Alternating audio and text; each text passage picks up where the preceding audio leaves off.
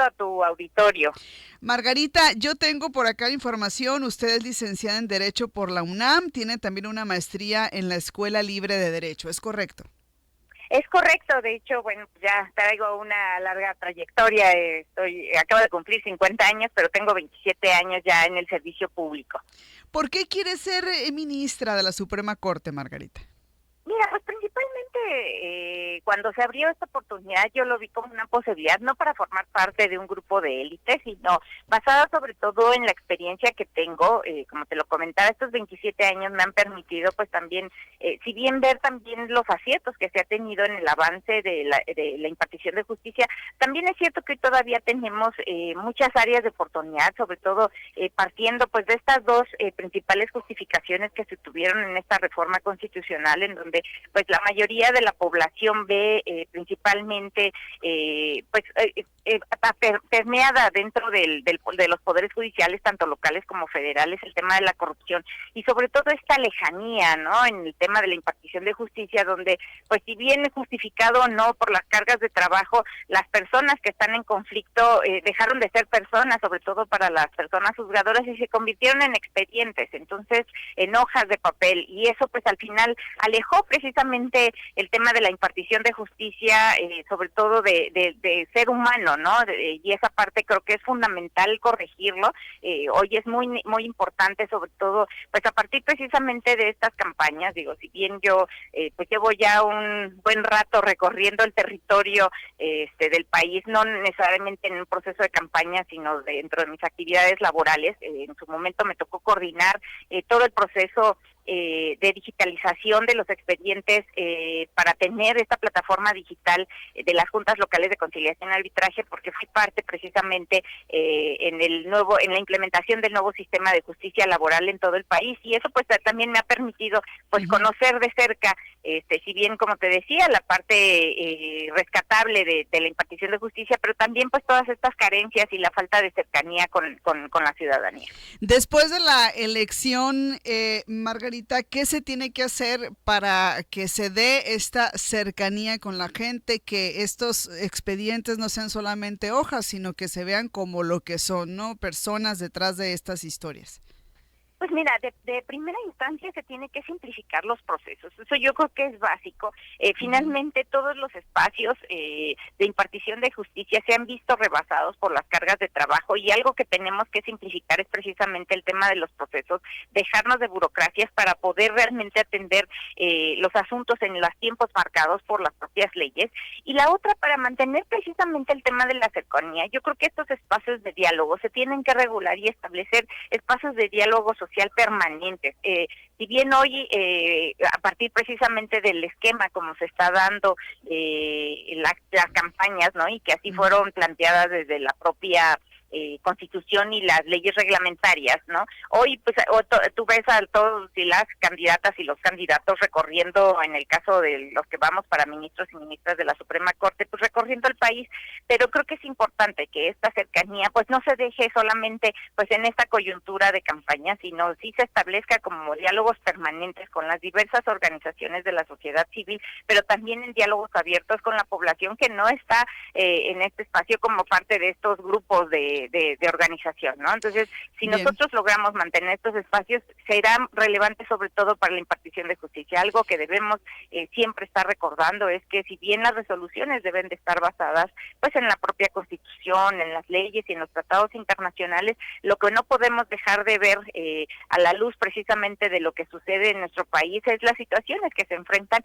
y no es lo mismo de lo que sucede, por ejemplo, en el norte del país, en el estado de Tamaulipas, a lo que sucede, por ejemplo, en el caso particular del estado de Chiapas al sur del país. Entonces, creo que si nosotros logramos regular precisamente y mantener de manera permanente estos diálogos, estaremos realmente cubriendo pues esta falta o esta lejanía que se tuvo durante muchísimos años de los poderes judiciales con la ciudadanía. Margarita, usted que busca un espacio como ministra en la Suprema Corte de Justicia de la Nación, ¿qué opina justamente sobre el papel de la Corte en temas tan importantes, tan relevantes como la legalización del aborto, el uso de cannabis, los derechos de la comunidad LGBT? ¿Qué opina? Porque además son temas complejos.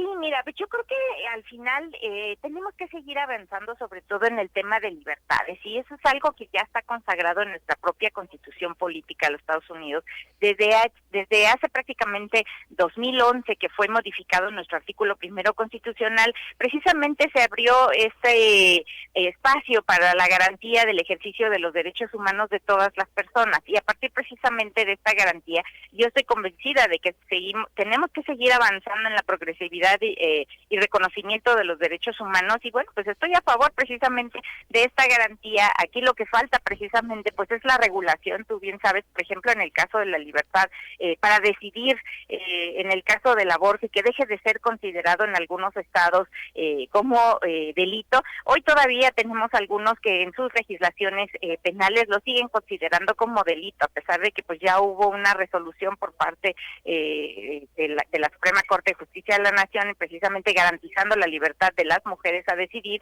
y sobre todo a tener una atención de salud que garantice precisamente el que puedan hacerlo en las condiciones necesarias y médicas.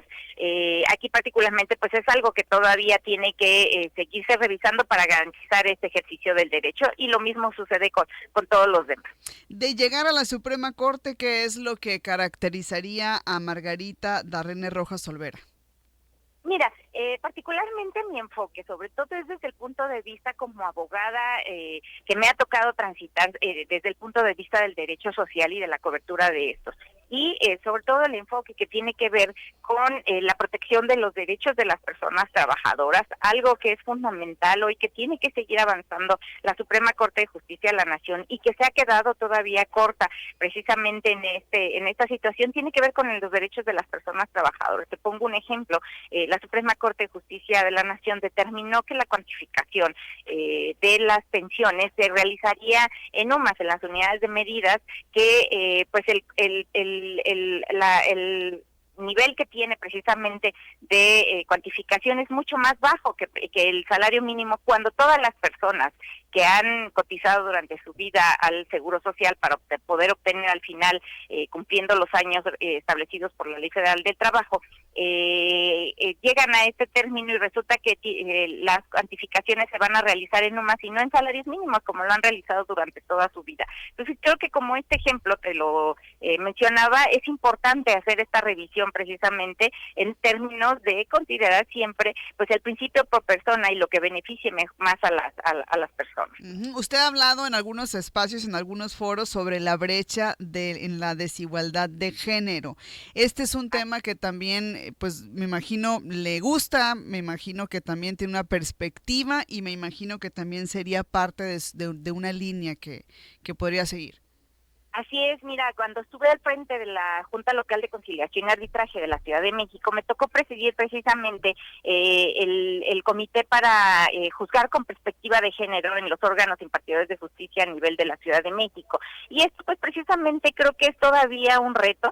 Tenemos muchas prácticas que hoy desafortunadamente siguen marcando estereotipos y eso lo tenemos que abatir. Hoy precisamente esta reforma constitucional enmarca precisamente la garantía de la equidad de género entre hombres y mujeres y es la primera vez que el Poder Judicial se representará equitativamente entre hombres y mujeres. Estos 881 cargos que serán elegidos este 1 de junio, el 50% de ellos serán cubiertos precisamente por mujeres y algo que es importante mencionar porque a veces todavía sigue habiendo estos cuestionamientos que si solo por el simple hecho de ser mujeres tienen que acceder a estos espacios y lo único que se plantea precisamente con toda esta serie de leyes y las acciones afirmativas que se han planteado es precisamente garantizar que en igual de condiciones se pueda acceder a los diversos espacios de alta dirección que existen tanto en el Poder Ejecutivo, en el Poder Legislativo, que ahí prácticamente ya tenemos esta cobertura equitativa de hombres y mujeres y pues precisamente uno de los poderes que faltaba a esta condición establecida precisamente por la Constitución pues era el poder jurisdiccional y hoy pues ya lo vamos a tener representado a partir del 1 de junio. Margarita, hay quienes cuestionan, debaten, analizan, incluso critican y hablan sobre la división de poderes en México. ¿Qué percepción tiene usted sobre este tema y sobre el Poder Judicial en estos momentos, ¿no? La etapa y el momento que está atravesando el Poder Judicial en nuestro país. Mira, efectivamente la propia Constitución establece esta división de poderes, el poder ejecutivo, el poder legislativo y el poder judicial, y esto se debe de mantener, debe de haber equilibrio precisamente entre estos tres poderes.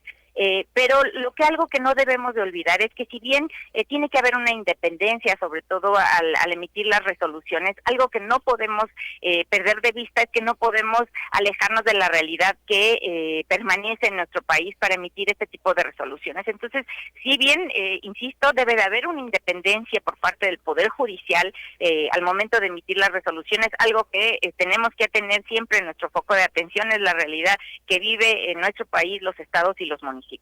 Ok, ¿por qué debería la gente votar por usted, Margarita?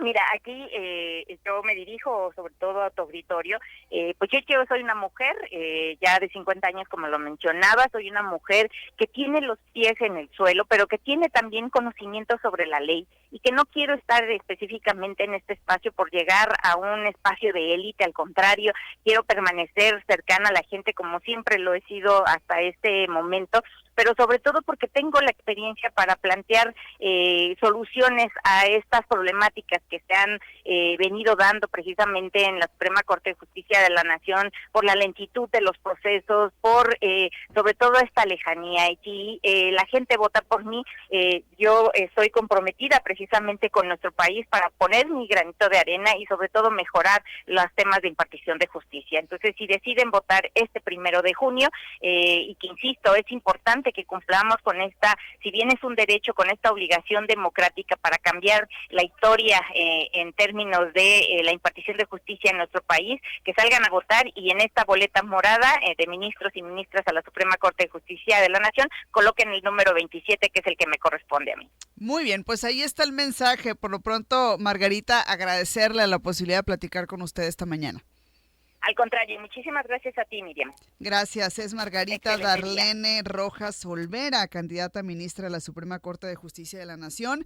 Como ustedes escucharon, ella se desempeñó como presidenta de la Junta Local de Conciliación y Arbitraje en la Ciudad de México. También ha sido directora general jurídica y de gobierno en la delegación Iztapalapa, allá en Ciudad de México, y otros cargos que ha tenido a lo largo de su trayectoria. Busca ser ministra de la Suprema Corte de Justicia de la Nación. 8:16. Con esto nos vamos a mensajes. Regresamos.